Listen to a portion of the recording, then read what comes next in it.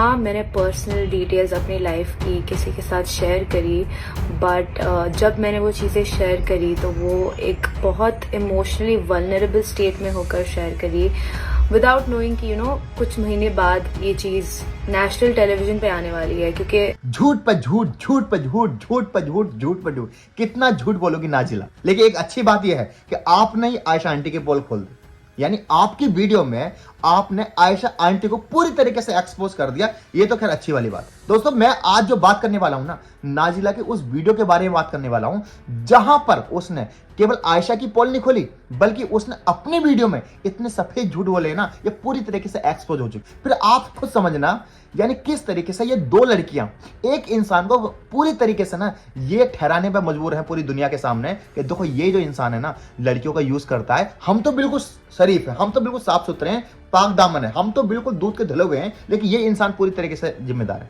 लेकिन दोस्तों, कहते हैं ना सत्य में भी जयते, जीत हमेशा सत्य की होती है। अगर आप ठीक हो ना, आपका चरित्र ठीक है ना, तो आज नहीं तो कल, कल नहीं तो परसों ना वो अच्छाई आपके सामने आती है। दोस्तों, हुआ क्या, पूरा मामला बताता हूं आपको। वीकेंड के बाद हुआ, उसके बाद नाजिला ने एक वीडियो अपने इंस्टाग्राम पर शेयर करी। वो वीडियो लगभग 3 मिनट की है। एक तो यार मुझे ये समझ में नहीं आता कि कूल बनने के लिए लोग अंग्रेजी क्यों यूज करते हैं यार। मतलब जब सफाई देनी है तो हिंदी में बात करो ताकि सारे लोगों को समझ में आए। खैर कोई दिक्कत नहीं, लेकिन उसमें मेन पार्ट जो है 1 मिनट का है। अब 1 मिनट के पार्ट में इन्होंने क्या बोला ये मैं आपको बताऊंगा। पहले आप ये वीडियो देखो। हाँ, मैंने पर्सनल डिटेल्स अपनी लाइफ की किसी के साथ शेयर करी, बट जब मैंने वो चीज़ें शेयर करी तो वो एक बहुत इमोशनली वल्नरेबल स्टेट में होकर शेयर करी, विदाउट नोइंग कि कुछ महीने बाद ये चीज़ नेशनल टेलीविजन पे आने वाली है। क्योंकि अगर मेरा इंटेंशन वही था, if that's what I wanted, so I would have done it myself, but I've declined all sorts of interviews. I've declined going on the show, and the reason behind this is only because I was trying to protect mine and somebody else's personal life from. तो दोस्तों, आपने ये video देखी। अब इस video में हुआ क्या, इसमें इन्होंने इतने सफेद झूठ बोले हैं, यानी पूरी तरीके से अपनी पोल भी खोल ली।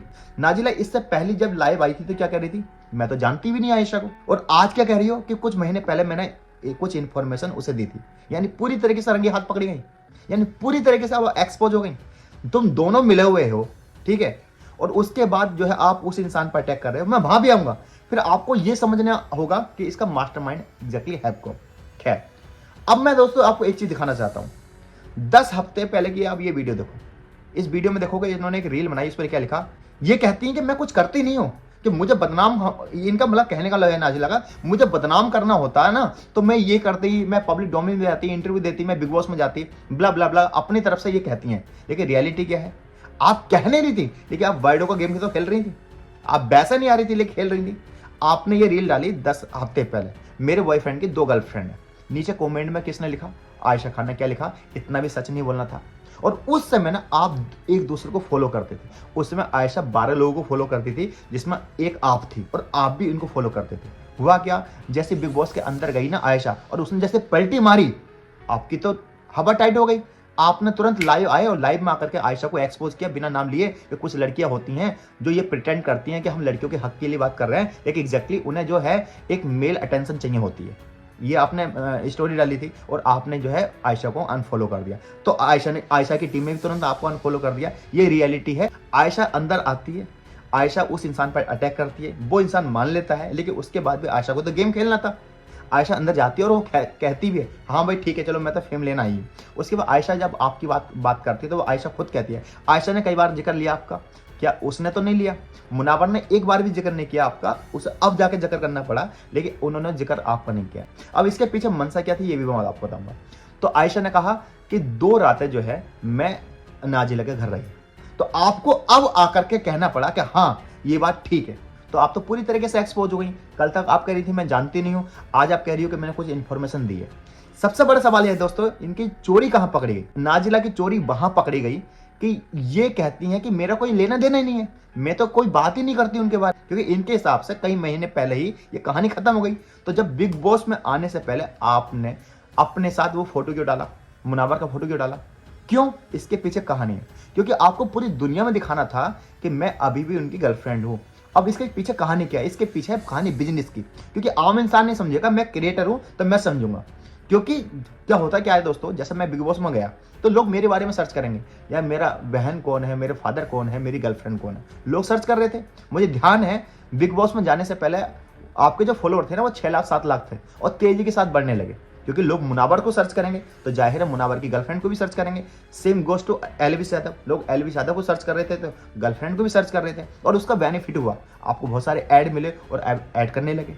यानी एक तरफ तो आप कई महीने पहले मिलकर आयशा से मिलकर के अब मुनावर के बारे में उसे एक्सपोज कर रहे हो बेचारे को, ठीक है, अंदर जाकर आप कर नहीं रही थी लेकिन आप करवा रही दो। दूसरा आप जो है उस दुनिया को ये भी दिखा रहे हो कि देखो मेरा वैसा ब्रेकअप नहीं हुआ, मैंने फोटो लगा रखा है। और आज आप आके क्या कहती हो, ये तो आपने चलो आयशा की पोल खोल दी। एक बात और दोस्तों इन्होंने कही है अपनी वीडियो में कि हाँ अब अगर मैं बात करूं अपनी, तो कुछ लोग ना अपना ब्लेम हटाने के लिए मुझ पर ब्लेम लगा रहे हैं, जबकि मेरे पास बहुत सारी चीजें थी, मैं ऐसा कर सकती थी। मतलब इनडायरेक्टली ब्लैकमेलिंग कि मैंने किया नहीं, मैं साफ सुथरी हूं लेकिन मैं ऐसा कर सकती थी। आप क्या कर सकती थी बहन, आप सारी चीज तो कर ही रही हो ना, जो आपको करना तो कर ही रही हो। लोग इनके बारे में क्या लिख रहे हैं मैं आपको दिखाता हूँ।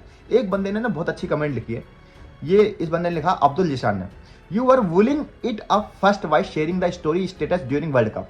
वर्ल्ड कप के दौरान ना इन्होंने एक स्टोरी शेयर की थी, उसमें क्या लिखा था, डोंट मीट योर आइडल्स, अपने आइडल से मत मिलो। उसके बाद आपने एक वीडियो स्टेटस लगाया जिसमें लिखा कि माई बॉयफ्रेंड हैज 2 गर्लफ्रेंड, जिसमें आयशा ने कमेंट करी। उसके बाद you shared screenshot note words, आपने मतलब क्या करा, सारा खेल जो है ना शब्दों का चल रहा था, आप मुंह से कुछ नहीं कर रहे थे लेकिन कर रहे थे, और उस समय आप दोनों के दोनों मिले हुए थे। इस बंदे ने बहुत सारी बातें लिखी हैं उसकी कि आप जब आपको कोई मतलब नहीं था तो बिग बॉस जाने से पहले आपने उसके साथ फोटो क्यों डाली। मतलब और बहुत सारी कमेंट देख सकते हो कि पहले तो बोल रही थी कि मैं आयशा को जानती तक नहीं हूँ, झूठ बोल रही हो। देखो मुनावर ने गलत किया है, कर्मा आया, लेकिन अगर आपने गलत किया है ना तो वो कर्मा भी आपके साथ आएगा।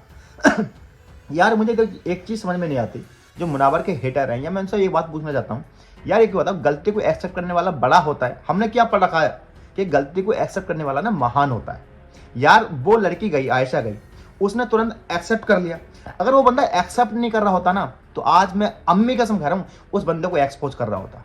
आज पता है, आज पूरा इंडिया नहीं पूरी दुनिया उसके साथ क्यों खड़ी है, उस बंदे के साथ इसलिए खड़ी है कि उसने अपनी डिग्निटी के साथ खेल खेला है।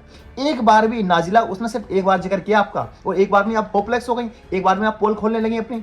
उससे पहले ना वो आपको प्रिटेंड कर रहा था, आपको बचा रहा था, आपको प्रोटेक्ट कर रहा था। उस बंदे ने ना आयशा से भी बदतमीजी बात नहीं करी, और आयशा कितना पर्सनल अटैक कर रही है उस पर। साथ ही साथ दोस्तों यहाँ वाली बात नहीं है, आप ट्विटर पे चले जाओ तो आयशा के नाम से, टीम आयशा के नाम से बहुत सारे ऐसे अकाउंट बन चुके हैं जो एक तरीके से डिफेम कर रहे हैं। मतलब अब ये लोग ना इस लेवल पर आ चुके हैं। मतलब किस तरीके से ना आप एक इंसान को टारगेट कर रहे हो और फेम पाने के लिए, तो फेम तो मिल गया आपको, लेकिन इसके साइड इफेक्ट जो होते हैं ना वो भी आपको झेलने पड़ेंगे।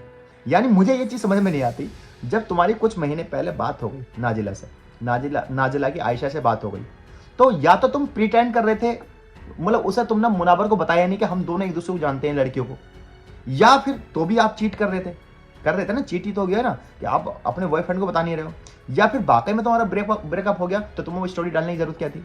यानी इसका मतलब तो मुनावर की बात बिल्कुल ठीक है कि आप उसे डरा कर रखती हो, आप मोबाइल छीन लेती हो, आप जो चीज, वो जो बंदा कह रहा है वो उसकी बातों में दम है बिल्कुल। यानी आप इतना इनोसेंट बन रही हो जिसका कोई सेंस ही नहीं है। तो आई होप दोस्तों ये वीडियो आपको पसंद आई होगी। वीडियो पसंद आने तो इस वीडियो को ज़्यादा से ज़्यादा शेयर करें। अब पूरी तरीके से हम एक्टिव हो चुके हैं, हमारा मकसद यही है, सत्यमेव जयते। अगर वो गलत है, उस बंदे ने एक्सेप्ट किया, अगर वो बंदा ना, यकीन मानो मुनावर एक्सेप्ट नहीं कर रहा होता ना, तो यकीन मानो मैं नहीं, इंडिया में ये कोई भी पब्लिक ना उसके साथ होती नहीं। इतनी सी बात ना आपको समझने की जरूरत है। जय हिंद दोस्तों।